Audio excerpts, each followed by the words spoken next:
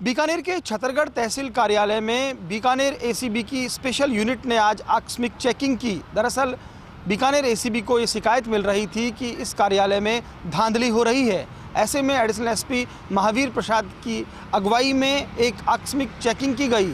इस दौरान वहां तैनात सूचना सहायक के कक्ष में 3,10,000 रुपये की राशि मिली, जिसका संतोषजनक जवाब नहीं दिया गया। बताया गया है कि सूचना सहायक को कैशियर का भी अतिरिक्त चार्ज दिया गया था, जिसका नाम इरफान है। पूरे मामले को लेकर एडिशनल एसपी महावीर प्रसाद ने कहा कि अभी कार्रवाई जारी है। उनके बयान लिए जा रहे हैं कि अतिरिक्त राशि कहां से आई। तो कुल मिलाकर ये कहा जा सकता है कि अब खास तौर पर एसीबी की पैनी नज़र हैं उन कार्यालयों पर जहां पर धांधली की शिकायतें हैं और इस तरह से लेन देन किया जा रहा है। हालांकि अभी तक गिरफ्तारी को लेकर एसीबी का स्पष्ट बयान नहीं आया था।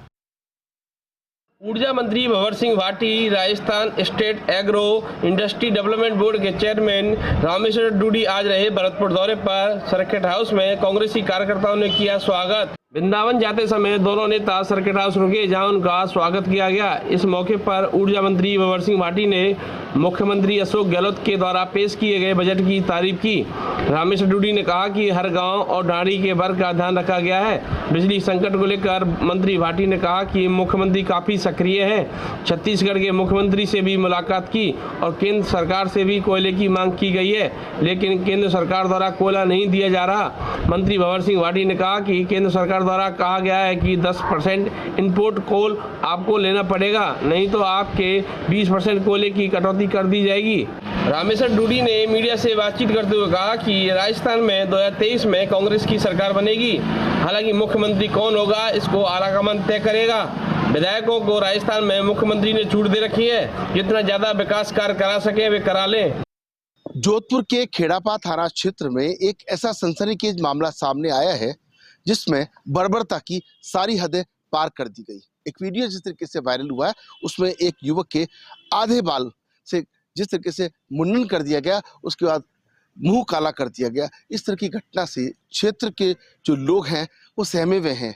हालांकि ग्रामीण पुलिस अधीक्षक अनिल कयाल ने इस वीडियो के आधार पर कौन कौन इस पर दोषी रहे हैं उनके खिलाफ पड़ताल और गिरफ्तारी के लिए आदेश जारी कर दिए हैं। लेकिन सबसे बड़ी बात है, फर्जी रिश्ते के आधार पर जिस तरह की बात सामने आई है, दो परिवारों में आपस में पहले रिश्ता किया गया और उस रिश्ते के आधार पर कई तरह की जब बातें कही गई तो इस तरह की घटना सामने आई है।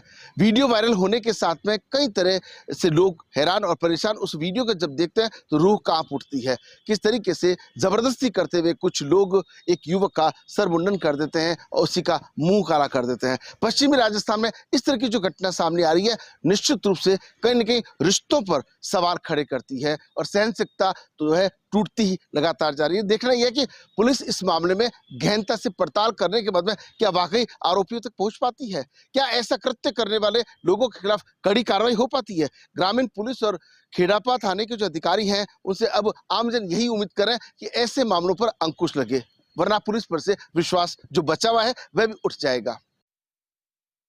कोटा के बोराबास गांव के रहने वाले हाई प्रोफाइल डॉन देवा गुर्जर की बीते महीने ही चित्तौड़गढ़ के रावत भाटा में निर्ममता से की गई हत्या के मामले में कोटा शहर की सड़कों पर आज फिर हंगामा बरपा और सैकड़ों की तादाद में प्रदर्शनकारियों ने शहर की सड़कों पर उतरकर नारेबाजी करते हुए विरोध प्रदर्शन के साथ अपनी मांगों को बुलंद किया। इस दौरान मृतक देवा गुर्जर के दोनों पत्नियों के अलावा उसके 8-9 बच्चे, उसकी बहन, प्रदर्शनकारी और साथ में समर्थक भी मौजूद रहे। हैरानी की बात यह रही कि इस प्रदर्शन में शामिल होने के लिए कोटा के अलावा आसपास के कई जिलों से भी देवा के समर्थक और प्रदर्शनकारी भी मौजूद रहे। हालांकि इस पूरे मामले में राज्य सरकार की तरफ से एसआईटी का गठन होने के बाद आनन फानन में 26 गिरफ्तारियां भी की जा चुकी है, लेकिन परिजन, देवा समर्थक और प्रदर्शनकारी इस पूरे मामले में सीबीआई जांच की मांग कर रहे हैं। साथ में प्रदर्शनकारियों का कहना है कि देवा गुर्जर के हत्यारों को तुरंत फांसी की तख्ते तक पहुंचाया जाना चाहिए और साथ में इस पूरे मामले के जो गवाह है उनको लगातार धमकाया जा रहा है, उनको सुरक्षा भी उपलब्ध कराई जानी चाहिए। इस पूरे प्रदर्शन में एक और हैरानी की बात देखने को मिली कि हनुमान बेनीवाल की पार्टी आरएलपी ने इस पूरे प्रदर्शन को अपना समर्थन दिया। आरएलपी के कई कार्यकर्ता प्रदर्शन में शामिल होने के लिए कोटा पहुंचे और साथ में बीजेपी का भी इस प्रदर्शन को समर्थन मिलता हुआ नजर आया, जब बीजेपी के विधायक संदीप शर्मा भी प्रदर्शनकारियों के बीच पहुंचे। हालांकि विरोध प्रदर्शन के दौरान परिजनों ने प्रदर्शनकारियों ने इस पूरे मामले में देवा गुर्जर हत्याकांड के पीछे राजनीतिक संरक्षण के भी आरोप जड़े और इस पूरे मामले में एक क्षेत्रीय विधायक का हत्या के आरोपियों को संरक्षण मिलने के भी आरोप लगाए।